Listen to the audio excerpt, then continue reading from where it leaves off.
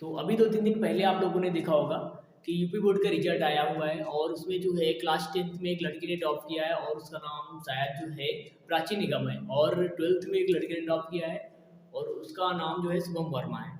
तो यदि आप लोग भी जो है टॉप करना चाहते हो भाई, अच्छे नंबर लाना चाहते हो, तो मेहनत तो आपको करनी पड़ेगी। तो आज मैं 10th क्लास का जो है फर्स्ट चैप्टर गणित का स्टार्ट करने वाला हूँ, रियल नंबर यानी कि वास्तविक संख्याएँ। तो आज हम लोग समझेंगे पहले क्या-क्या पढ़ना है और क्या हटाया गया है, उसके बाद कॉन्सेप्ट समझेंगे। तो देखो यहाँ पर अगर हम बात करें रियल नंबर्स की यानी वास्तविक संख्याओं की,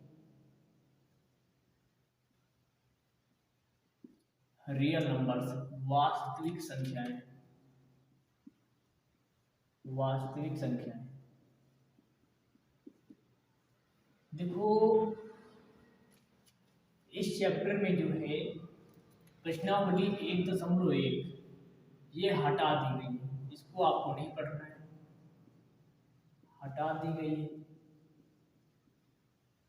क्लास 10th में जो आपका फर्स्ट चैप्टर है रियल नंबर्स यानी कि वास्तविक संख्याएं, इसमें प्रश्नावली 1.1 आपको नहीं पढ़ना है। प्रश्नावली 1.2 से आपको शुरुआत करना है, प्रश्नावली 1.2 से शुरुआत करना है।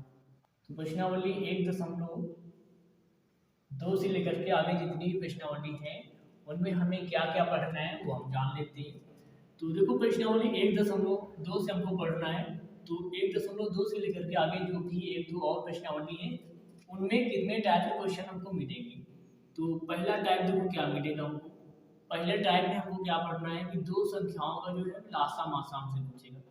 दो संख्याओं का लासा और मासा, लासा और मासा अभाज्य गुणनखंड विधि से। किससे? अभाज्य गुणनखंड विधि से। तो पहले टाइप में क्या मिलेगा हमको कि दो संख्याओं का लासा और मासा निकालना रहेगा, वो भी अभाज्य गुणनखंड विधि से। ये इस टाइप के क्वेश्चन हमको मिलेंगे, यानी कि आपसे पूछ लेगा कि अभाज्य गुणनखंड करो या कहेगा अभाज्य गुणनखंड विधि से जो है दो संख्याओं का लासा और मासा निकालो, या फिर इसी से रिलेटेड प्रश्न होंगे। ये पहला टाइप हो गया। फिर देखो दूसरे टाइप में क्या पढ़ना है हमको, दूसरे टाइप में किस तरीके के प्रश्न मिलेंगे। दूसरे टाइप में जो है हमको संख्याओं को यानी जो भी अपरिमेय संख्याएं रहेंगी उनको सिद्ध करना रहेगा। अपरिमेय संख्याओं को जो है सिद्ध करना रहेगा। अपरिमेय संख्याओं को सिद्ध करना रहेगा। ये हमें दूसरे प्रकार के जो है दूसरा टाइप है कि दी गई अपरिमेय संख्याओं को सिद्ध करना रहेगा। जैसे कि मान लो एक अपरिमेय संख्या दे दी जाए √2, आपसे कहे भाई इसको सिद्ध करो, तो ये दूसरा टाइप हो गया। फिर तीसरे टाइप में देखो क्या पढ़ेंगे, तीसरे टाइप में क्या पढ़ेंगे, हमें कहेगा कि जो है दशमलव प्रकार के बारे में यहाँ पढ़ते हैं।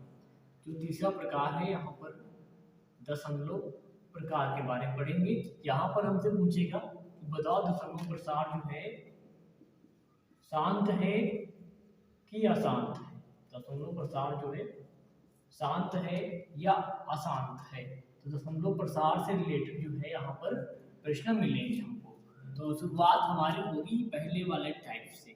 हम लोग पहले सीखेंगे कि अभाज्य गुणनखंड कैसे करते हैं, फिर लासा कैसे निकालते हैं और फिर जो है मासा कैसे निकालते हैं।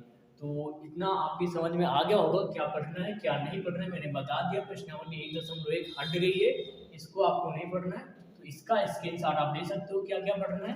फिर हम लोग ये पहला वाला टाइप जो है शुरू करते हैं आज। तो आप लोग क्या करना भाई, जितने भी आपके साथी लोग हैं सब जो साथ में पढ़ रहे हैं, इस बार बोर्ड एग्जाम देंगे वो 2025 में, उन तक जो है आप इस चैनल को जरूर शेयर करें। अगर आपकी समझ में आ रहा है तो समझ में आया तो शेयर जरूर करना, और ताकि वो लोग भी अच्छे से पढ़ सकें।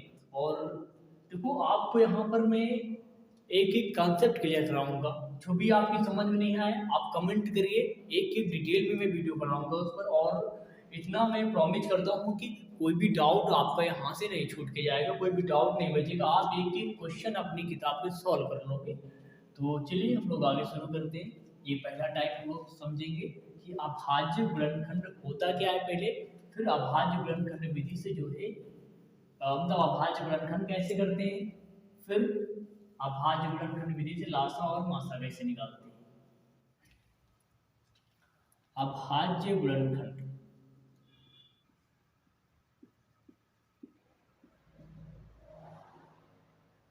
देखो अभाज्य गुणनखंड क्या होता है कि दी गई संख्याओं को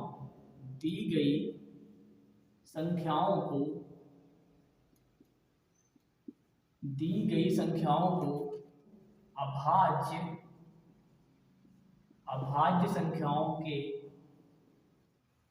गुणनफल के रूप में लिखना अभाज्य गुणनखंड कहलाता है। अभाज्य गुणनखंड कहलाता है।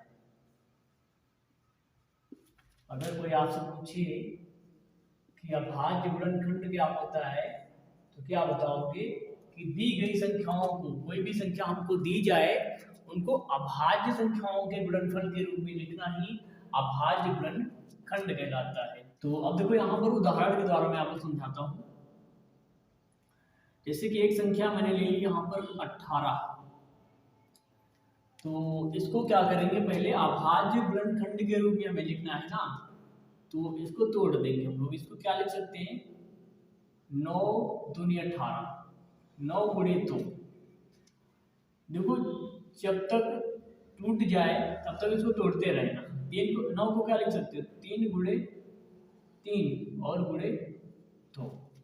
देखो अब अभाज्य संख्या की अगर बात करें तो 2 क्या होता है, अभाज्य होता है, 3 भी अभाज्य होता है। तो इस 18 को मैंने क्या किया कि अभाज्य संख्याओं के गुणनफल के रूप में लिखा कि नहीं लिखा।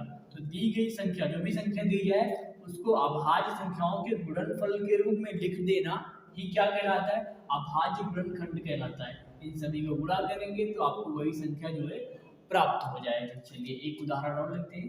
जैसे यहाँ पर मैं ले लेता हूँ 27। तो अभी इसको पहले हम लोग क्या करते हैं, देखो अभी तो इस तरीके से मैंने गुणा करके लिख दिया। अब इसको काट के दिखाता हूँ आपको। देखो जो भी संख्या दी जाए उसको सबसे पहले क्या करना है कि आपको अभाज्य संख्याओं से ही काटना है। अब देखो एक तो अभाज्य संख्या होती नहीं है, 2 होती है अभाज्य संख्या, तो शुरुआत 2 से करनी है।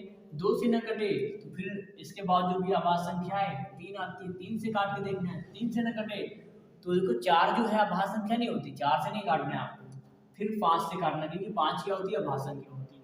तो देखो 2 से ये नहीं कटेगा, 3 से कट जाएगा, 3 9 27, 3 से काटेंगे 3 9 27, फिर 3 से कट जाएगा 3 3 9, फिर 3 से कटेगा 3 1 3। अब इनको क्या करेंगे, गुणा लगा के लिख देंगे, 3 गुणे 3 फिर गुणे 3। तो ये संख्या हमको दी गई थी 27, इसको क्या किया मैंने, अभाज्य संख्या के गुणनफल के रूप में लिख दिया है। तो इसी को क्या कहते हैं, अभाज्य गुणनखंड कहते हैं। दी गई संख्याओं को अभाज्य संख्याओं के गुणनफल के रूप में लिखना ही क्या कहलाता है, अभाज्य गुणनखंड कहलाता है। तो ये कंसेप्ट पूरा क्लियर हो गया होगा। ये कोई कंसेप्ट था नहीं, लेकिन ये आपको समझाने का एक प्रयास था। तो आशा करता हूँ कि समझ में तो आया ही होगा। अब इसके बाद जो है हम लोग समझेंगे कि अभाज्य गुणनखंड किस प्रकार से किए जाते हैं। ये तो मैंने अभाज्य गुणनखंड ही किया है, लेकिन अब मैं आपको डिटेल में अभाज्य गुणनखंड जो है करके दिखाने वाला हूँ, समझाने वाला हूँ। तो इसको आप जो है नोट करना हो तो नोट कर लीजिए, नहीं तो हम आगे बढ़ते हैं। तो चलिए अब हम लोग जो है अभाज्य गुणनखंड कर लेते हैं। तो अभाज्य गुणनखंड कैसे करते हैं एक एक बढ़िया तरीके से मैं आपको समझाने वाला हूँ। देखो अभाज्य गुणनखंड करने से पहले आपको अभाज्य संख्याओं के बारे में जानना चाहिए कि अभाज्य संख्या होती क्या है। तो वैसे तो मैंने वीडियो बनाया है, आपको बता दिया मैंने कि आप जा करके वहाँ से देख सकते हो, लेकिन यहाँ पर भी मैं आपको समझा देता हूँ। देखो अभाज्य संख्याएं क्या होती हैं कि वे संख्याएं जिनके केवल 2 फैक्टर होते हैं, जिनके केवल 2 ही गुणनखंड होते हैं, 2 ही फैक्टर होते हैं, वो होती हैं आपकी अभाज्य संख्याएं। कहने का मतलब ये है कि वे संख्याएं जो केवल 1 से विभाजित होती हों और स्वयं से विभाजित होती हो, वो संख्याएं आपकी जो है अभाज्य संख्याएं होती हैं। अब देखो जैसे कि एक अभाज्य संख्या नहीं होती क्योंकि इसका एक ही फैक्टर हो रहा है, इसके कितने अभाज्य संख्याओं के कितने फैक्टर होने चाहिए, दो, यानी कि दो संख्याओं से वो संख्या विभाजित होनी चाहिए। अब ये केवल स्वयं से विभाजित हो रही है, यानी एक ही संख्या से विभाजित हो रही है, इसलिए एक क्या है, एक अभाज्य संख्या नहीं है। लेकिन अगर बात करें दो की, तो दो देखो एक से विभाजित हो जाएगी और फिर स्वयं से विभाजित हो जाएगी, तो ये एक और दो यानी कि दो संख्याओं से विभाजित हो रही है, इसलिए दो क्या है, दो अभाज्य संख्या है। फिर बात करें तीन की, तो तीन देखो एक से विभाजित हो जाएगी और स्वयं से विभाजित हो जाएगी, इसलिए तीन भी क्या है, तीन भी अभाज्य संख्या है। बात करें चार की, देखो चार क्या है कि एक से विभाजित हो जाएगा, फिर चार स्वयं से विभाजित हो जाएगा, लेकिन चार क्या है, फिर दो से भी तो विभाजित हो रहा है, दो से भी विभाजित हो रहा है ना। लेकिन अभाज्य संख्याओं में क्या है, मैंने बताया कि भाई अभाज्य संख्याएं केवल दो ही संख्याओं से विभाजित होती है, एक स्वयं से, एक से। तो अब चार देखो भाई एक से तो हो रहा है, स्वयं से हो रहा है, लेकिन एक अन्य संख्या से भी विभाजित हो रहा है, इसका मतलब ये क्या है, ये चार जो है ये अभाज्य संख्या नहीं है। बात करें पांच की, तो देखो पांच क्या है, एक से विभाजित हो जाएगा और स्वयं से विभाजित हो जाएगा, इसलिए पांच भी क्या है, पांच भी अभाज्य संख्या है। तो अभाज्य संख्या किस प्रकार से आप पहचानोगे, अब तो समझ में आ ही गया होगा।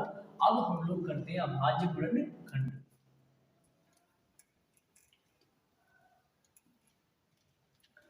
देखो अभाज्य गुणनखंड में क्या होता है कि हमें जो भी संख्या दी जाएगी उसको अभाज्य संख्याओं से ही काटना रहेगा, अभाज्य संख्या के अतिरिक्त आप किसी भी संख्या से नहीं काटोगे। जैसे कि अगर बात करूं मैं 20 की, 20 के अगर आपको अभाज्य गुणनखंड करने हो तो आप पहले उसको इस तरीके से लिख लीजिए, फिर इसके बाद किस संख्या से काटना है आपको, अभाज्य संख्या से काटना है। तो एक तो अभाज्य संख्या होती नहीं है, फिर दो अभाज्य संख्या होती है, तो दो से शुरुआत करनी है आपको, दो से क्या कटेगा, कट जाएगा। अब दो से कटेगा, दो एक के दो और जीरो उतार लीजिए, फिर दो से कट जाएगा, दो पंचे 10। अब देखो ये पांच जो है दो से नहीं कटेगा, तो दो के बाद अगली अभाज्य संख्या तीन आएगी, तो तीन से पांच नहीं कटेगा, तो तीन के बाद अगली अभाज्य संख्या पांच आएगी, तो पांच से कट जाएगा, पांच एकम पांच। तो अब जो है इनको लिख लेंगे, दो गुणे पांच, तो ये हो गए इस संख्या के अभाज्य गुणनखंड। देखो अब आपको एक चीज और ध्यान देना है कि कौन संख्या जो है, जो संख्या दी जाएगी वो किस संख्या से कटेगी, आपको कैसे पता चलेगा। तो थोड़ा हिंट मैं आपको देता हूँ, उसको आपको समझ लेना है। देखो बात करें अगर दो की, तो अगर किसी भी संख्या के अंत में सम संख्या आ जाए, सम संख्या आ जाए या जीरो आ जाए, क्या आ जाए, जीरो आ जाए।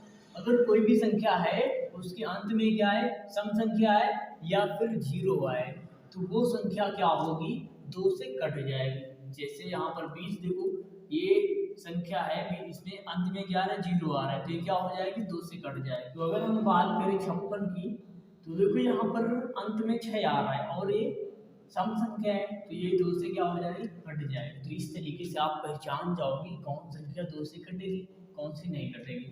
फिर दो के बाद अगली जो संख्या आती है वो तीन आती है। अब कैसे आप पहचानोगे कि ये संख्या तीन से कटेगी, तो जो भी संख्या दी जाए उसमें जितने भी अंक आए उन सभी को आप जोड़ लीजिए, फिर उसमें तीन से भाग लगा दीजिए। जैसे कि मैं यहाँ पर बात करूँगा 27। अब ये एक संख्या है, आपको देखो ये तो आपको पता ही है 3 9 27 कट जाएगी, लेकिन मान लो आपको ना पता, तो आपको क्या करना है कि इसमें जितने अंक आ रहे हैं उनको जोड़ देना है। 2 और 7 कितना हो जाएगा, 9। अब जोड़ने के बाद जो संख्या प्राप्त हो उसको आपको 3 से देखना चेक करके भाग जा रहा है नहीं जा रहा है, तो 3 3 9। तो इसमें अगर भाग जा रहा है तो इसमें भी 3 से क्या होगा, भाग लग जाएगा। जैसे यहाँ पर मैं बात करूँगा 51 की, क्या इसमें 3 से भाग लगेगा कि नहीं लगेगा, तो इन दोनों को जोड़ लो, 5 1 6, क्या 6 में 3 से भाग लगेगा, हाँ लग जाएगा, 3 दूनी 6, इसका मतलब 51 में भी क्या होगा, 3 से भाग लग जाएगा। तो इस तरीके से आप पहचान जाओगे कि 3 से भी भाग लगेगा या नहीं लगेगा, यानी कोई संख्या 3 से कटेगी कि नहीं कटेगी। अब देखो 4 से आपको काटना ही नहीं है, क्योंकि हमें काटना किससे, अभाज्य संख्याओं से। अब 4 जो है ये अभाज्य संख्या तो होती नहीं है, इसलिए 4 से कोई मतलब नहीं है। फिर बात करें अगर 5 की, तो अगर किसी भी संख्या के अंत में 5 आए या फिर 0 आए, अगर किसी भी संख्या के अंत में 5 आए या फिर 0 आए, तो समझ लो वो संख्या जो है 5 से कट जाएगी, यानी विभाजित हो जाएगी। ठीक है, तो ये थोड़ा बहुत जो है हिंट है, मैंने समझाने का प्रयास किया है, इससे आपको आसानी हो जाएगी। तो चलिए और आगे अभाज्य गुणनखंड करते हैं। तो चलिए अब हम लोग करेंगे अभाज्य गुणनखंड 45 की। तो 4 में कितनी बार बांटा जाएगा? 3 1 के 3 एक बार जाएगा, एक बचेगा 15 हो जाएगा, 3 बचे 15। अब ये 3 से फिर कटेगा क्योंकि 5 1 6, 6 भी 3 से कट जाता है, 3 बचे 15। अब 3 से नहीं कटेगी तो ये 5 से कटेगी, 5 1 का 5, इसको लिखिए आप 3 गुणे 3 गुणे 5। चलिए अगली संख्या ले लेते हैं। अगली संख्या ले लेते हैं 102।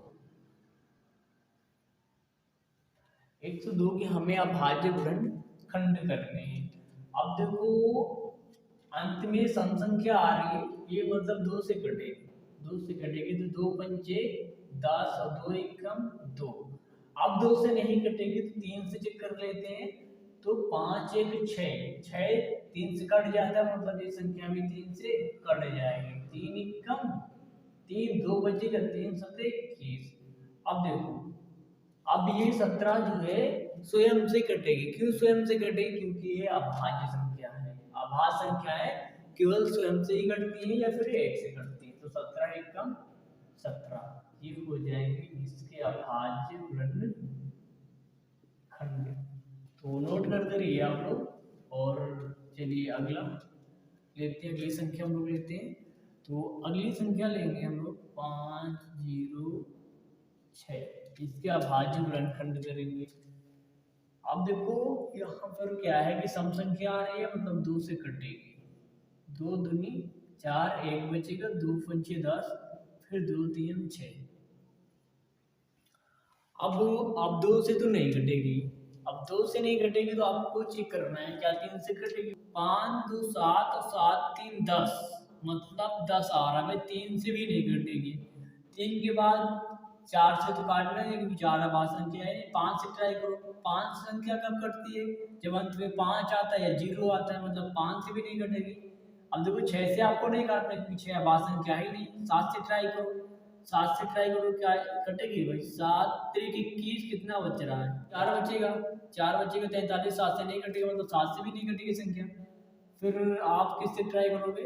7 के बाद 8 9 से ट्राई नहीं कर सकते, 10 से भी नहीं कर सकते, फिर 11 आ गई। अब संख्या हो गया 11 से कटेगा, 11 दूनी 22, कितना बचेगा? 3 कट जाएगा, 11 दूनी 22, 3 बचेगा, 33 हो जाएगा, 11 3 33, और फिर 23 इक्के 23, ये हो जाएंगे इस संख्या के अभाज्य गुणनखंड। देखो अब यहाँ पर क्योंकि आपको दिक्कतें तो होंगी, यहाँ पर देखो भाई 2 के बाद ना 3 से कटी है संख्या, ना 5 से कटी और ना ही 7 से कटी, ना 3 से, ना ही 5 से और ना ही 7 से कटी।